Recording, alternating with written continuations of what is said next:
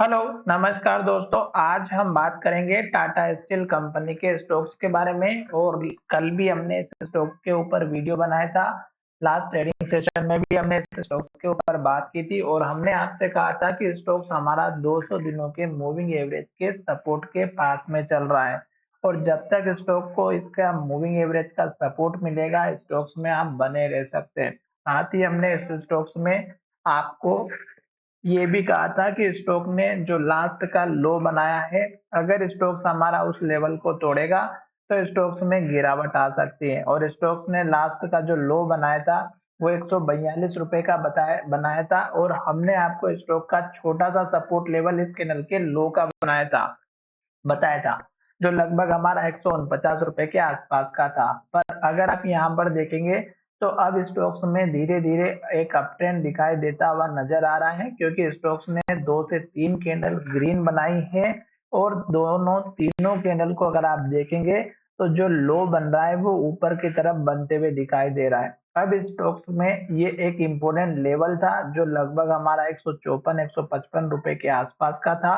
और आज के दिन अगर हम बात करें तो स्टॉक्स ने जो क्लोजिंग दी है वो 155 रुपए 70 पैसे के आसपास दी है।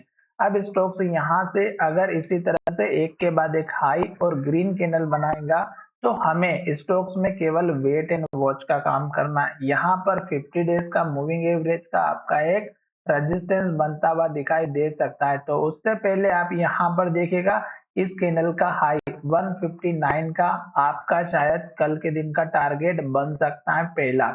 दूसरा, अगर आप छोटा टारगेट लेकर के चलेंगे तो 157 रुपए 30 पैसे के आसपास का टारगेट बन सकता है। और जैसे स्टॉक्स हमारा इस लेवल को ब्रेकआउट करेगा तो आप देखेंगे कि नेक्स्ट टारगेट जो रहेगा वो आपका 162 रुपए के आसपास का दिखाई देगा। और यहाँ पर स्टॉक्स ने पुराना हाई भी बनाया हुआ है, तो 162 रुपए के आसपास का उसके बाद का टारगेट रहेगा। मैंने आपको यहाँ पे 2 से 3 लेवल छोटे छोटे बता दिए हैं।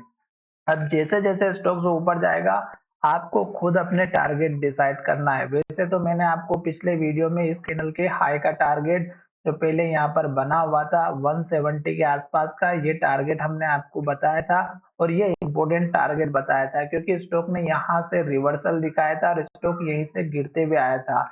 अब स्टॉक फिर से धीरे-धीरे ऊपर जा रहा है, पर स्टॉक ने अभी भी अप ट्रेंड को कंफर्मेशन नहीं दिया है। और वो किस तरह से देगा, जब स्टॉक्स हमारा इस कैंडल के हाई के ऊपर एटलीस्ट क्लोजिंग दे और स्टॉक्स में हाई बनने के बाद जब नीचे की तरफ आए तो इस लास्ट के लो के ऊपर अच्छा खासा लो बने, तब जाके। तो चलिए फिलहाल वीडियो को यही विराम करते हैं। स्टॉक्स में आपको दो बातों का तो जरूर ध्यान रखना है, और वो है कैंडल।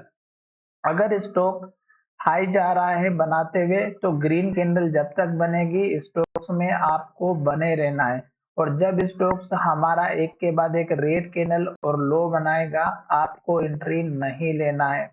ये आपके ऊपर डिपेंड करता है कि स्टॉक्स अगर एक के बाद एक ग्रीन कैंडल बना रहा है और अचानक से कोई बड़ी सी रेड कैंडल या इन्वर्टेड हैमर बना रहा है, तो या तो वहां से स्टॉक्स में गिरावट आने वाली है या स्टॉक वहां से थोड़ा सा आराम करने के लिए रुकने वाला है।